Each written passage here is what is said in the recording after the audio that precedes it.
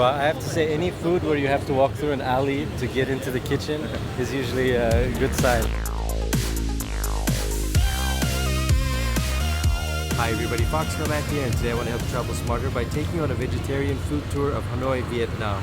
Now you don't have to be vegan or vegetarian to enjoy these dishes. They still have all of the local ingredients and flavors of Hanoi. It's just an alternative look at some of the foods that you can find here. So maybe you want to go off the beaten path and try something a little bit different, or maybe you have a plant-based diet. Either way, I think you're going to enjoy these dishes very much, and I'm very excited to share them with It is a word chai. you. Chai. C-H-A-Y. Okay. Chai is mean vegetarian in Vietnam. So when you add the word chai in any dish, the people will put the meat out. This one we will not eat with chopstick. Okay. Because if you eat this one with chopstick, you cannot combine the flavor together. Bean, you know this one you can call bean paste. Yeah. They will steam the bean, crush them, and after mix up with some salt. It is a very unique and special thing from Hanoi. This is a pickle of the cucumber. So the base is the same, right? So The base is also have a three things. You can get the base from rice, base from white corn, or base from rice, white rice. Alright, so it's white corn at the bottom. Yes. Rice? Top it is mixed with rice, and top is a bean and shallot. Actually, that is the oil. They fry the shallot. It making the connection between the rice, the corn, and the shallot all come together. Yeah, you can really taste like the bean, the flavor of beans, right? Like that's very strong. And then the crispy it's crisp Shallot. onions, shallot. Yes. Yeah. It's not only about the taste. It is a combination of many different textures together. This is a cucumber. They are pickled that. Pickle but sweet, a little bit sweet.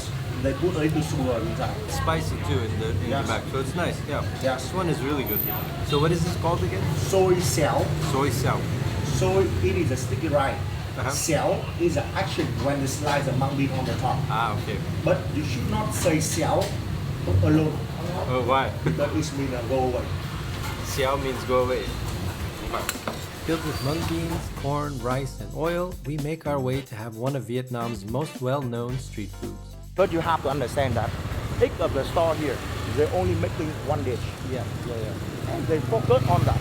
But they will also have a many options that is for the people cannot eat meat. People, when you go to the shops, especially around here, you know, in the old quarter, that if you say you're vegetarian, you can say, find... you can say, and like I mentioned, you can add the wood chai inside. This is banh mi, other than pho, probably the Vietnamese food you've heard of. It's a mix of various veggies, cucumbers, pickled carrots, chilies, and typically made with pork pate and sausage. Of course, today though, we're trying the vegetarian version. The bread is a leftover from French colonial times, and once a luxury, since the 1950s when rice flour was added to the mix, has now become a signature ingredient of banh mi. And this is a vegetarian. So they're using the egg, veggies they're using in the carrot, cucumber, green papaya. And also they have a very special sauce. They're using the mushroom sauce for the people who cannot eat meat. Give it a try. Yeah, and the bread is, like you said, very soft on the inside, crispy on the outside.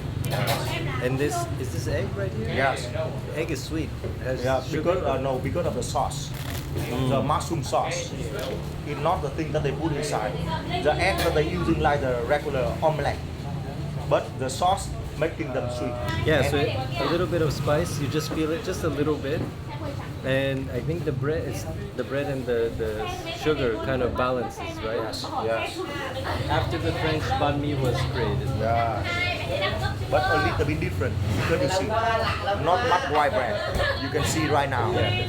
So you put extra baking soda so that the white The is air softer. inside have more air. It's more air. And that was originally to make it cheaper, right? Yes. To Because you to don't have over- using too much. Don't have much weight here. Very good. Very, very good. Ngọt lắm. Ăn đau bụng á. Không ngọt lắm mà một năm chỉ có Nuts, which is supposed to wipe off on your shirt to get this little white. I don't know if you can see the little white fuzz coming off. There's a lot of it. Apparently, if you eat that, you get itchy. I don't know what that means. This is how I put my levels of hygiene. Unwashed hands. Fruit off a street stall. Wiping it on my shirt. What could go wrong? Oh, that's nice. Tastes like a grape. Tastes like a green grape. Alright, so we just dipped that in some chilies. Oh. Not my favorite. It's a little bit sour. A little bit sour. Sort of tastes like I don't know what that tastes like. Very sour. Almost like it's fermented. So just noticed the lady selling at the fruit stall packing up really quickly and making a beeline down the street. You realize it's because some police were coming and probably an illegal stall. Hello again. Conveniently on a bike. Makes an easy getaway. Unlicensed street food vendors behind us, we arrive at Khom Nang Tom, aptly named for its signature dish of Khom. Alright, so we're gonna get some green rice. Green rice is the same as white rice, it's just when it's harvested. Green rice is harvested before it gets too far in the process, so before it turns into yellow and white rice. Green rice is typically something that was eaten by the upper classes because it is so hard to cultivate and so hard to process. But now it's a food that a lot of people have access to. This is green rice with lotus seeds and coconut sauce mashed together and cooked in banana leaves. The result comes in two versions. A sticky rice that's eaten directly out of the leaves, and the other, a drier portion that's served underneath. On the side, to flavor everything, is a special coconut sauce that's made in-house. Green rice cake with coconuts inside. Coconut sauce is very good, very sweet, very sticky. Not exceptionally sweet on its own, but it does have a sweet flavor, and then the best part is this. That's really good. With the coconut, it's amazing. Like coconut pudding, that's exactly what it tastes like. So it's the sticky rice, but then the coconut strips inside, kind of what give it its sweetness. Yeah, so the lotus seed has like a, almost like a dry macadamia nut, but sweet. Dry macadamia nut with some sweetness to it. As a snack, I like this green rice. It's a little bit sweet with the coconut. This fried version is dry, so you need to use the coconut sauce to kind of give it some moisture, but it's really good. But honestly, this version, this is a very unique taste. Like I said, it's almost like a tapioca pudding. If you were to eat it, it's really hard to believe that it's rice, because it doesn't have the flavor of rice. It really has a sweetness to it, and the consistency is very sticky and gooey, and when you pull it apart, it's almost like eating like gummy bears. This is very unique to Hanoi, a very unique dish here, this green rice, and it is completely vegetarian. This is not a substitute of a meat dish, this is just how it's eaten. There's traditionally no meat or meat products in green rice.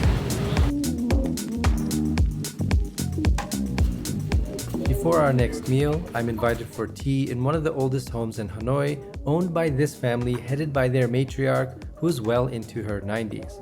This house is a living relic of the past that has seen colonizers, revolutions, and on this occasion, a tourist. I do have one question. Yeah. What are the three questions that they will always ask you? The first one, what year you were born? Second one, where you from? Third one, are you married or not, or do you have a children or not? Because that is the key thing that Vietnamese people concern. You know, when we know everything like that, we will know the way to talking with you. You older than me, you younger than me, we're using different words. Okay. And also the mental thinking of the people who married and not married will different. Covering this time, the house is adorned with photos and furniture, and it really is just like a living museum. Thế đi có một mình thôi à? She said that why you go traveling alone. Why am I traveling alone? You have Gia travel đình body. Chưa. Ê, rủ bạn gái đi. She asked that you should always invite your girlfriend or some people traveling with you. Say chết đi. Thank you. Yeah. Thank you.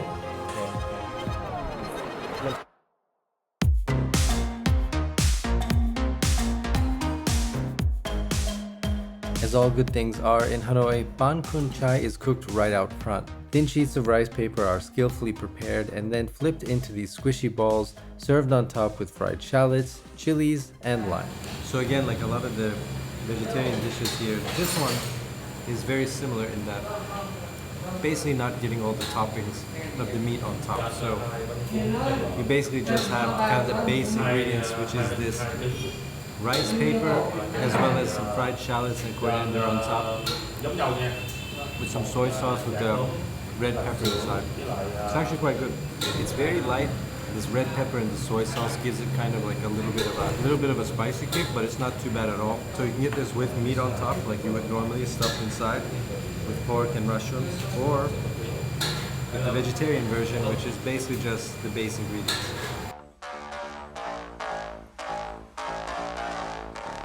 They will pour in the mixture from wheat, coconut milk, turmeric, and water, and with some onion inside. That seasoning. They call this one bánh xèo. This thing of beauty, a common street food across Vietnam, is Bano Chai. Note the word chai at the end, meaning vegetarian. The base is made from wheat mixed with coconut milk and turmeric. Throw on top some green onions, mung bean, deep-fried tofu, fresh bean sprouts, and you get this large crispy half circle that's big enough to be a snack or a meal, depending on how hungry you are. The fillings vary from meat to vegetarian, depending on your preference, but the way to eat Bano Chai is specific to the dish itself. Alright, so this is the first step, is the rice paper, mint, perilla, a little bit of the lettuce, green mustard. Then we take a piece of pancake. Alright, so once you have the roll, I wouldn't have expected mint and tofu to go so well together, but it really does. So now normally there would be pork in here, shrimp, and it comes with fish sauce as well. But if you want it completely vegetarian, you can just have soy sauce. So again, this is another traditional dish with a substitute of tofu instead of pork and shrimp. But it tastes good to me.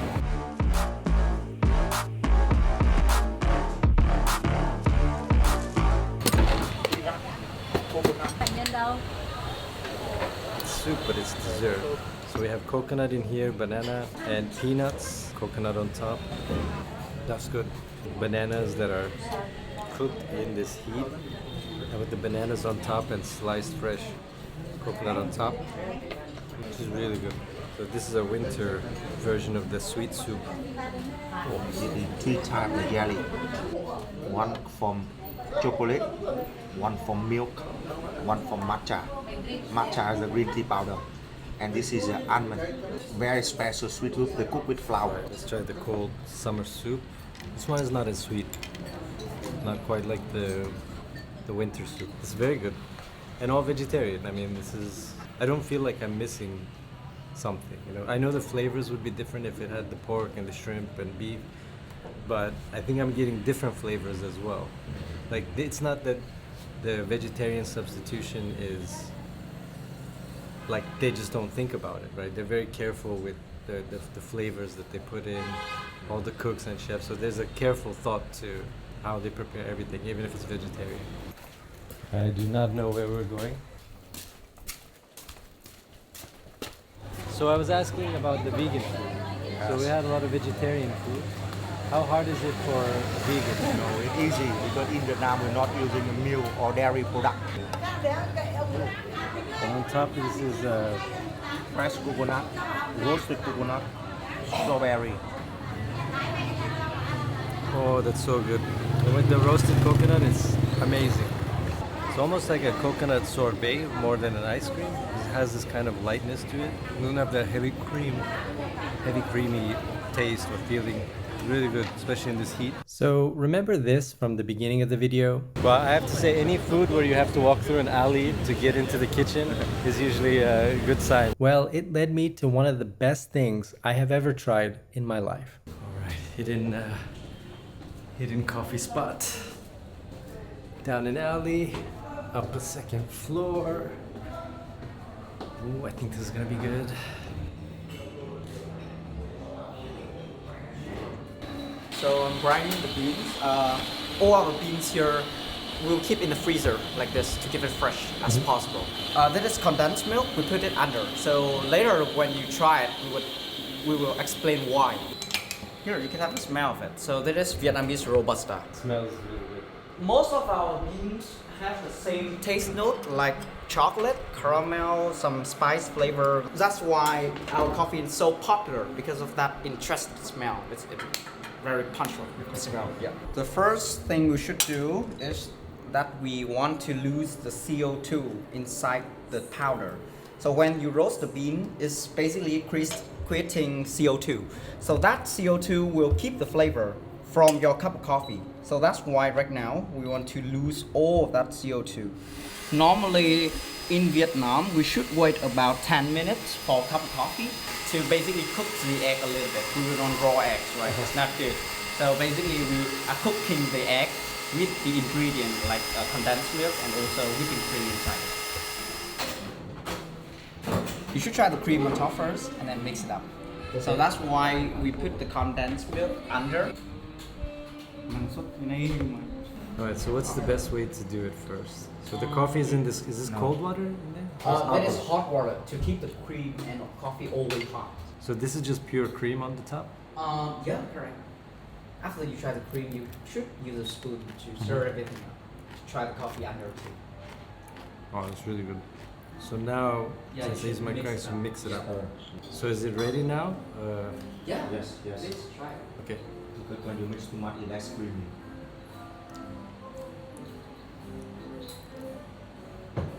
That's really good.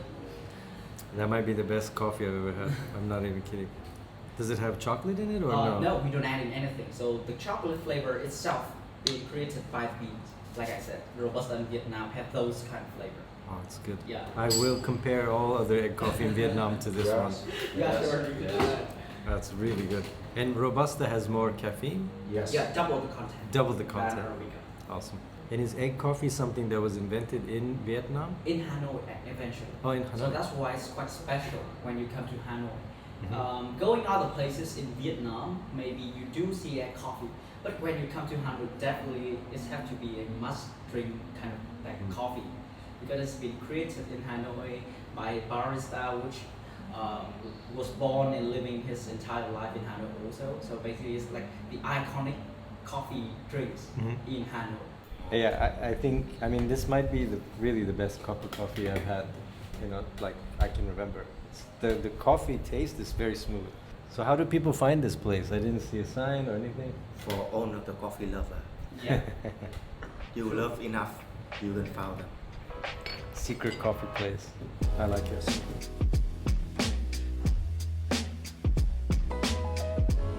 So there you have it. There's your vegetarian food tour of Hanoi, Vietnam. And a few things stood out to me. One is that a lot of the vegetarian foods here weren't cutting corners. So a lot of places you'll get vegetarian food and it'll just be kind of like the salad edition of just, they'll just throw vegetables on stuff. But here in Hanoi, they take food so seriously, even vegetarian food. The alternative options to the common dishes that have meat in it are also taken very seriously. All the foods were great, and I feel like it hit different senses. Each dish was sweet, savory, spicy, salty. It was just all these combinations of flavors, which is what makes Vietnamese cuisine so appetizing and so varied and so great, and it's all so seasonal as well. So if you come here in the summer versus the fall versus winter, you're gonna get different flavors of food and different dishes with different kinds of ingredients hitting you at different levels. Vegetarianism is a growing concept here, so there are more and more places that are offering vegetarian versions of common Vietnamese dishes. And just remember, you have to say chai. I hope this video helps you navigate some of Hanoi's vegetarian dishes and places to eat. But if you have any questions about anything you've seen in the video or where I've been, let me know down in the comments below. And while you're down there, hit the like and subscribe buttons. I'll have new videos for you every week. And I'll see you in the next video.